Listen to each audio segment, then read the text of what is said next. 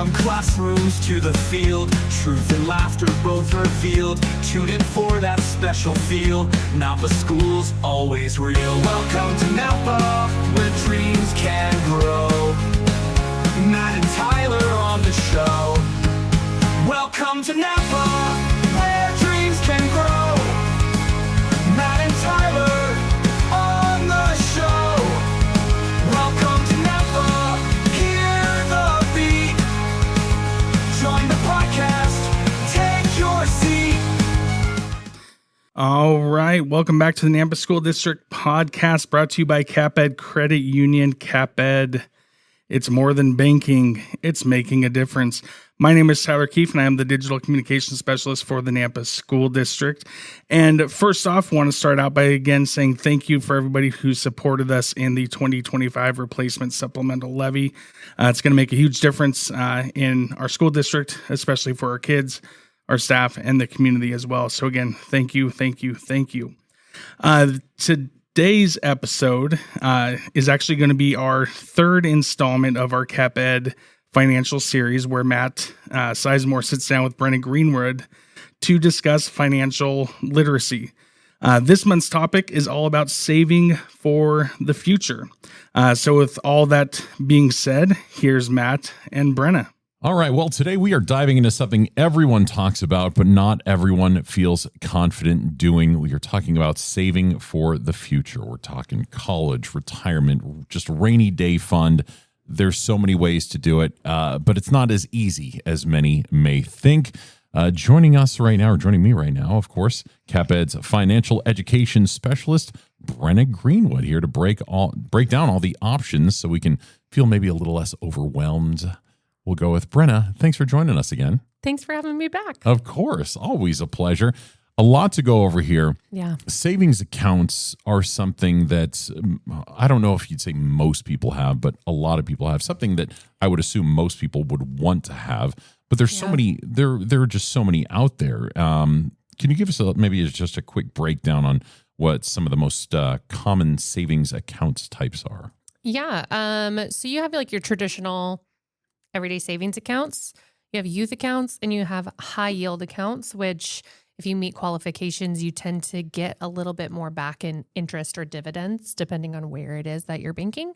I'd say those are probably the main three. Okay, gotcha. What about a tax-advantaged savings account? What exactly is that? Yeah, those are really cool. Oh. They are generally for specific purposes. Okay. Right? So you might have one for education, retirement. There are accounts that are specific for saving for a down payment for your first home. There are accounts that are specific. We have a Christmas cash stasher account. Being November, right? The holiday season is here. And so, like you can save money for those things specifically. Now, the tax advantaged accounts are specific accounts where as you're putting money into those accounts, you tend to save taxes on one side or the other. So you tend to not pay taxes on the money when it comes in or not pay taxes on the money when it comes out. Okay. Gotcha. I'll have to look into that more. Now, what about account folders and also envelopes? What exactly are those? Okay. So funnily enough, it depends on where it is that you're banking, but you can at some places create folders within your savings account where you can put money towards specific types of purchases. So if I'm saving for a Disney vacation, I can put the Disney vacation money in the Disney vacation folder in my account. Interesting. I didn't know that. And if the place where you bank doesn't allow you to do that, you can open multiple savings accounts and you can use different accounts, like different envelopes, so to speak, especially if you're familiar with like Dave Ramsey's method of doing things. You put everything in an envelope, and once the envelope has what it needs in it, you use it, or you use it until it's gone. Huh. So it's the same kind of premise, but completely done through your banking system instead of in envelopes. Okay, good to know. I was not aware of those. I thought everything with the savings account, just put it in, can't do anything with it. It's all in one place, but that's very good to know right there. Yeah. Now let's talk about anybody that has kids wants to know about education savings. Obviously, you want to save for them, hopefully one day going to college and whatnot. So let's talk about ESAs and 529 plans. What exactly are those? So 529 plans are a type of ESA, which is an education savings account. Okay. So Idaho's state-sponsored plan is through a company called Ideal. Okay. Every state has some kind of 529 plan. You can use them in any state. A common misconception is like, if I have an Idaho 529 plan, I have to go to an Idaho college. Not true. Oh. You can go anywhere. You don't even necessarily have to go to college. The funds can often be used for like trade schools and things like that as well. So it's not like, oh, if I'm not going to a 4-year university, it doesn't matter. There are lots of really cool features. Really, if people are interested, they should go check out Ideal. They're an amazing company who's really working hard to try to make it affordable for people to get post-high school schooling of whatever type they want. But it is a tax-advantaged account that helps you pay for educational expenses. And that might be tuition. Okay. It might be your laptop. It might be your room and board. It might be books. So that's basically where the ESA is different from other savings account. If you put it specifically towards education related things, no taxes. Correct. Okay. Yes. Gotcha. So you don't pay taxes on the money when you put it in. And as long as the money is going towards educational, like approved educationally related expenses. Okay. You don't pay taxes on that money there. So you end up saving that money in taxes. Nice. Okay, gotcha. Now, at the risk of repeating yourself, in terms of the Ideal program, you were saying it's a great thing. What is so unique about Idaho's Ideal program?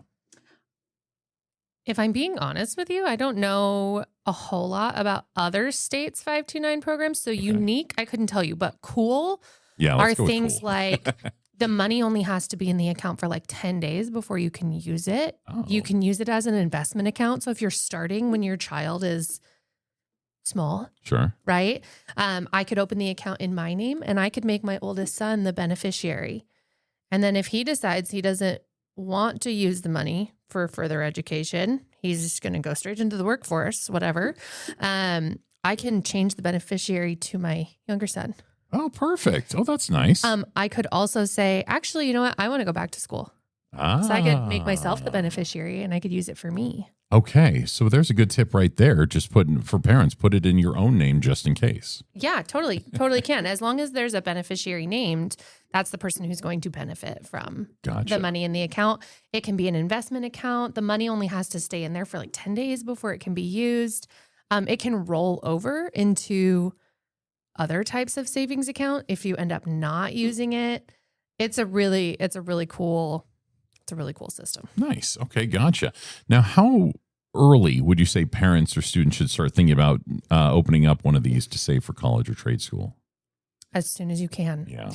The reality is that college and even trade school, like any type of post high school schooling, is so expensive these days. And by the way, it can be used for K through 12 schooling if it's for tuition specifically. Okay. Gotcha. But like we know how expensive schooling is, right? And so being prepared for that, having that there is so important, especially because we can be earning interest or dividends or like using it for things besides education. If we roll it over properly, it's so important. I have plans to start them for my children and they're not in traditional school yet. Okay. So gotcha. If that gives you an idea. It sure does. Okay, perfect. Now let's jump into health and medical expenses, something that we all have at some point. Yes. And it sounds to me like an HSA is exactly like an ESA, but put it towards health type things. So can you break down the difference between an HSA and I don't even know what an MSA is? I know all about HSAs. But they're so similar. Okay. Health savings account. Sure. Medical savings account. Okay. So like legitimately, I want to say that medical savings accounts have to be like medically related expenses, whereas health is generally a little bit more of an inclusive term, right? So there's more things that you can spend that money on in a tax advantaged way So than why? potentially a medical savings account. So why? What would be the advantage in going with an MSA then, when an HSA sounds like you can do all the same things that you could with an MSA? So sometimes it just depends on like what your employer offers Ah. and things like that. Because like my employer has an HSA, does a match into it, right? And so that's significantly more money that can also become investments, that can also become a specialized savings account that's there on the off chance that you have health expenses that you need help with, or health expenses at all. Because like if I'm going to a pharmacy to buy a humidifier for my child who is sick, I can use my HSA a lot of the time. And that's something I think a lot of people don't realize. Right? Yeah. Totally. And Like, are you buying Tylenol? Yeah, I guess Can you so. use your HSA? Ah. Yes. Okay. Right? So like there's a lot that is included in the like approved health expenses Right. that you want to look into. And you kind of have to look into your specific account and program. But they're so helpful Right. in paying for all those expenses that we literally pay for. Yeah. And All of course, the time. using these, the biggest advantage is not only in a lot of cases will your employer sometimes match or put in certain Like amounts seed for you. it. Yeah. Yes, exactly. But going back to the ESAs as well, there's big tax advantages. right? Totally. Yeah. Totally. Yeah. Okay. So make sure you, if you have that option, I mean, I have an HSA and I absolutely love it. Now, saving for retirement, this is something that a lot of people, I would think it's hard for them because they don't see retirement, right in front, unless you're past a certain age, you're not just staring it You're down. right. You're not but, like, oh, retirement's coming up quick. but it does, no matter It what age you does. are, it apparently does. You can talk to anybody's parents and they'll tell you it does. So let's talk about 401ks. Yeah. What exactly, everybody's heard the term 401k. A lot of people probably have it. Yeah. A lot of people probably have it, but don't know exactly how it works. So how about the basics on a 401k? And then we'll jump into a 403b as well. Yeah. Okay. So 401k is your employee sponsored retirement plan, which is essentially an opportunity for the people within your company to combine their funds and invest it so that everybody in that company gets more back. And it generally is company specific. So if I were to be a part of a 401k and then switch companies, I'm probably also going to end up changing my 401k situation. So the average person, I think, changes their job, not their career, but their job 12 times over their lifetime. Okay. So I could have 12 different 401ks. Wow. That's okay. That's legal. Now, for some people, it might be significantly smarter to like roll funds over and combine them or put them into another type of account. An IRA. We'll talk about that in a minute, I'm sure. But yeah, those accounts are company specific. Okay. And a 403b is actually the exact same thing, but you work for a nonprofit instead of a for-profit company. Perfect. Now let's jump into what you were just talking about. It's traditional and Roth IRAs. What exactly are those? What's the difference, and how would someone know which is right for them? Yeah. So an IRA is an individual retirement account. So not company sponsored, mine specifically. So I'm going to be putting my own money into different investments for retirement. IRAs generally have much lower caps on them than like a 401k as far as how much money an individual can put in every year. So a lot of times like the standard recommendation, and again, standard means it's not right for everybody, but it's a good starting point for people in their first grown-up job with benefits, for people who have never put into a 401k before. If your employer has a 401k, especially if they offer a match, you should pay into it because the match is like getting your retirement on sale, right? So if I put in 3% and they put in 3%, I'm getting my 6% retirement for half off. Woohoo! Yeah, free money. So get the free money, and then you would switch over, and you would want to pay into your IRA until you cap it out, and then you would want to switch back to your 401k. Now that is to say that I have thousands and thousands of dollars per year to put away towards retirement. Of course. Because caps are, I want to say, at $7,500 a year, roughly, right now. So those are things to consider. There are two types of IRA. There's a traditional IRA and a Roth IRA. Okay. The difference between those two is when you pay taxes on the money. Okay. So you do pay income tax on IRA dollars. Okay. If you are doing a traditional a traditional IRA, you pay the taxes when you take the money out during retirement. Oof. You'll feel that then. You're right, because it's a larger amount. Yeah. The tax rate could change significantly between now and retirement. True. Yeah. So a Roth IRA, you pay income tax on the money now, Okay. and then it goes into the account. But that means that withdrawals are tax free. Well, that's nice. You kind of know then, right? Right. So like you know exactly how much is in the account. Yeah. And things like that. Generally, we like to say that a Roth is a really good option to go with. Safer, seems. Well, you know what tax rate you're paying. You know that you're going to be able to take the money out tax-free, et cetera. Gotcha. Okay, good breakdown there. Now let's jump into something that's really hard for a lot of people. And some people are good with it. I mean, just like any savings account, some people are good with it. Some people are not. Emergency funds. And let's talk about also hiding money from yourself. We're going to get into that. It sounds funny, but it's very important. Yes. Emergency funds. How much do you think people should aim to have saved in case of emergencies? And I know that can vary, but what do you think? Yeah. So let me give you the canned answer. Experts believe that you should have somewhere between 3 and 6 months of all of your expenses saved in an emergency fund. Wow. That's a ridiculous amount of money for Yes. most people, right? Because that's your house, your car, your groceries, your everything, Right. expenses, right? Yeah. That was so intimidating to me when I first heard it and started saving that I was like, well, I guess I just won't have an emergency fund because there's no way that I'm going to be able to put 6 months. That's a lot. Right? Like it's a lot of money, somewhere between 3 and 6 months. But also like think of the job market, right? They're saying like, if you were to lose your job and have to do a job search and it took you 3 to 6 months to find a new job, then you'd be covered. And that's why they say that. However, I like to say, what's a good starting point for you? Is it $100 just in case a tire pops? Is it $500 just in case you have an ER visit? Is it $1,000? Is it just a car payment? Is it just a house payment? What is, I guess, the most likely emergency for you? Yeah. Maybe start with that as a goal.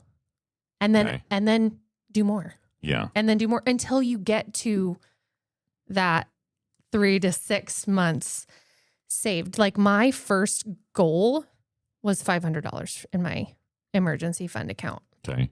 I was younger. I didn't own a home yet. I was renting, but I had a car payment.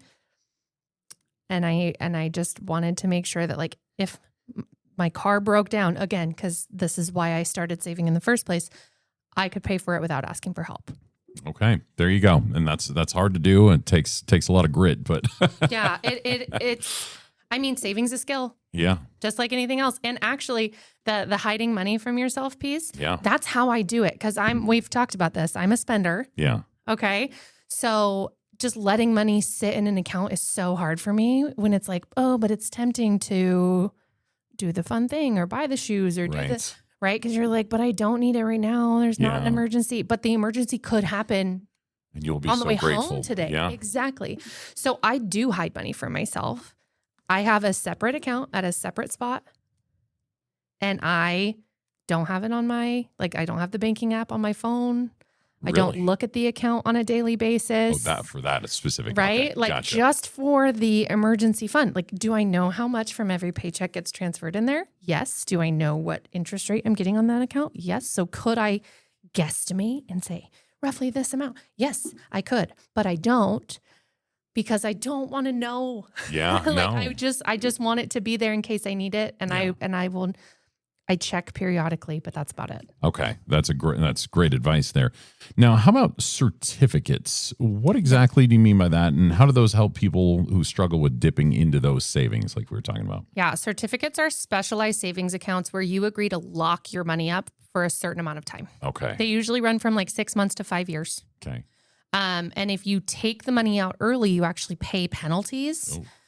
Which means that you lose a significant amount of the interest that you would have gotten if you had left it in there until the end of the term. Okay. Kind of a thing. So for people who are like, yeah, it's not a big deal. I can just take a little bit out of my savings and then I'll put it back.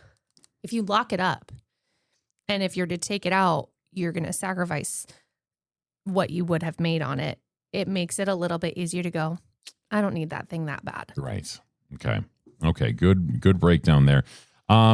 Lastly, we're going to get into choosing the right account. And this is a tough one because everybody's different, obviously. Yeah. How do you decide which savings account is right for specific goals? Well, sometimes if it's for tax advantaged accounts and things like that, they are built for specific goals. Like an ESA is for education savings. So some of these are easy. Right. So some of them are really easy. For personal things, it really just... It kind of depends on your timeline. Like, oh, I need to save a lot faster. Okay, well, you're probably going to want like high yield. Okay. I'm under the age of 26. Okay, that might be a youth account, especially if you don't have an income, because youth accounts can tend to have like higher interest or dividend rates than a traditional savings account, but lower than a high yield account. But the high yield account, you have to have qualifications. If you're not going to meet those, then the high yield account makes the most sense. Gotcha. Right. So it's kind of about looking at your situation, saying like, what's the smartest route for me to go that's going to get me the most bang for my buck? Okay. Recommendations for all ages right there. Very well done. Thank you. So what if someone, though, is not ready to commit to a specific account or goal? What is a good starting point for them? Starting with that like traditional or high yield account Okay. is probably the best route to go. And the reality is like most people I know want to retire at some point. So if I have an emergency fund, my regular savings account, and some kind of retirement account, that's probably where I would start if it were me. Like, Okay. that's not financial advice. That's just like my own thoughts. Okay. Because I would like to retire someday. Sure. Wouldn't we all? Wouldn't we all? Now, of course, and we kind of already talked about it, so we don't need to talk long on this, but I think what you said about hiding money from yourself, I think that's a great skill to have. I think that's a great thing to do. But what advice would you have for those who want to build better savings habits, who want to have that app on their phone so they can look at that account? Yeah.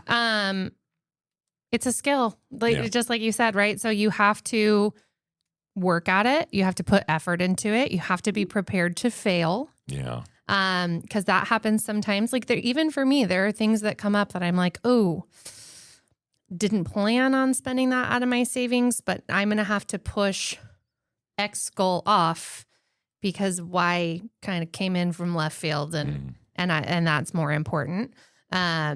Also, something to think about is lifestyle creep. So if I'm working a job and I get a raise, I should have a plan for where the money from that raise is going to go, right? Okay. I could just spend it and have a different lifestyle that doesn't feel all that different. Or I could say the raise that I got is going to go into savings every single time. So right now I might only be able to save $20 a month. But once I get a raise, I can save $30 or $40 a month. There you go. And that's how you like increase over time is by avoiding lifestyle creep. Gotcha. Last question I have for you, for someone who maybe is not making a lot. Yeah. What would you say are some good savings options or the best saving option for them? For someone who's not making a lot, the most bang for your buck that you can possibly get. So again, that high yield savings, if I qualify for the high yield, I really should go with that high yield savings because it makes more sense than a traditional savings where I'm not getting much for the money that I'm leaving in there. Okay. And there are places where you don't have to have a lot. So like an ideal ESA, the 529 plan, you only have to have like $25 to start it. Oh, nice. And believe it or not, that actually makes the beneficiary like 7 times more likely to go to school and to finish school just by having $25 in there. Huh. And if you start young, that $25 is going to be more than $25 by the time they go to school. So even if it just helps with books, it still helps. Yeah, sure does. Awesome. Great advice today. Brenna, anything else you want to mention about savings accounts that you think people should know? Or I think we really covered a lot. Yeah. The only thing I would say is don't feel like you have to do everything at the same time. Yeah. Right? Like you don't have to have an IRA and an HSA and an ESA and a 401k and what's your most important goal? Start there. Start doing that really well. Then add in the next thing. Perfect. All right. Well, joining me today has been CapEd's financial education specialist, Brenna Greenwood, once again talking about savings accounts, the many that there are and the best ways to go about them. Brenna, thanks so much for joining us and all the great advice. Of course.